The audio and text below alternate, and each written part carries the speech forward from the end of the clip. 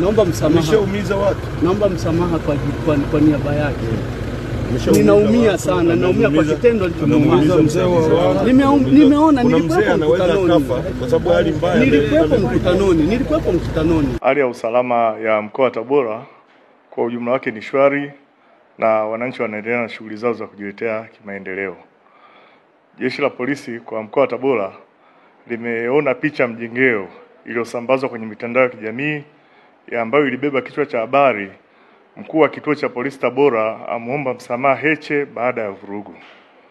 Jeshi la polisi mkoa wa Tabora linawataka wananchi waipuuze picha mjengeo hiyo, kwani ni ya uongo na yenye lengo la kuwahadaa wananchi.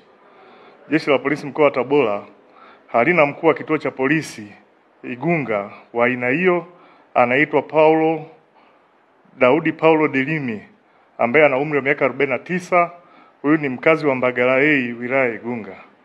Mtumiwa huyu amekamatwa na tunaendelea kufanya naye mahojiano kwa sasa ili kujua alioshirikiana nao kuandaa picha mjongeo hiyo hasi na potofu na kuisambaza ili hatua stahiki za kisheria ziweze kuchukuliwa dhidi yao. Makusudio yalikuwa ni kupotosha umma. Kama unavyofahamu kwamba jeshi la polisi linao utaratibu wa kutoa taarifa zake, ambapo kwenye ngazi ya mkoa msemaji wa jeshi la polisi ni kamanda wa polisi wa mkoa. Kwa hiyo kilichotokea ni upotoshaji mkubwa wa umma na hatua stahiki zitaenda kuchukuliwa za kisheria.